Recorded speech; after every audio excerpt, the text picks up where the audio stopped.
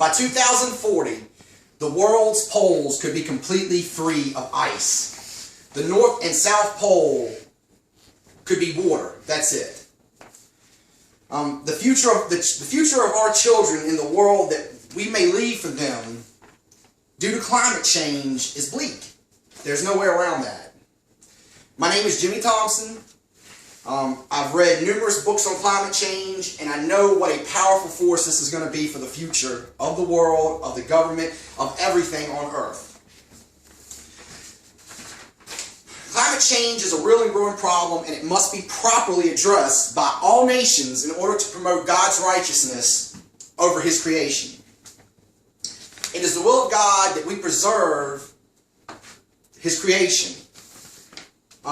In this presentation, I will show that man is capable of drastic effects on our environment, that the present system to combat carbon emissions is not enough, and finally, that it is the desire of the Lord that we preserve the planet and all life that resides on it.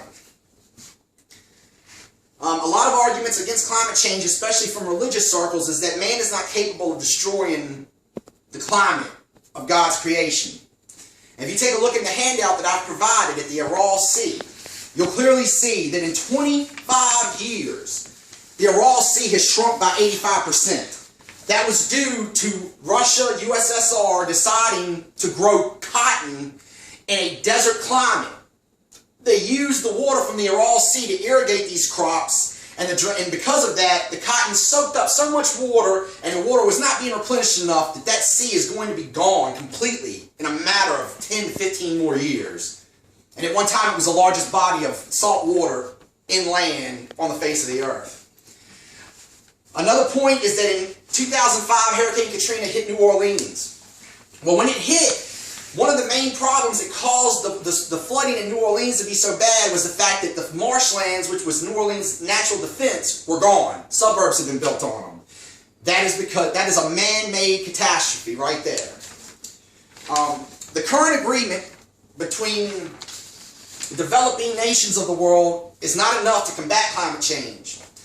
Carbon emissions are that's what's fueling the climate change problem right now, and the United States and China and India have refused to go along with the Kyoto Protocol. And even if they did, it wouldn't be enough. There's more that needs to be done than the Kyoto Protocol provides. The Copenhagen Agreement is an excellent agreement that could have some effects immediately, but unfortunately it has yet to be ratified, and they're trying to get it done, but ultimately it could be a while.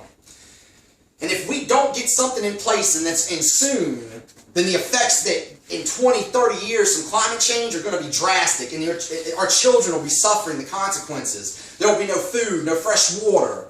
It will be like living in a third world country throughout the entire world.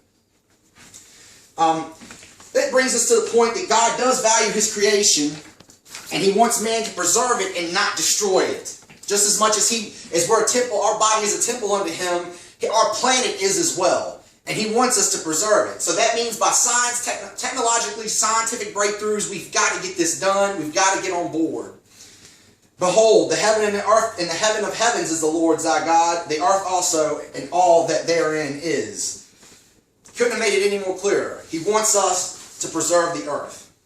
So in summary, we have seen that man can impact the environment, that further policies are needed to combat this issue, and God truly desires that we preserve His creation.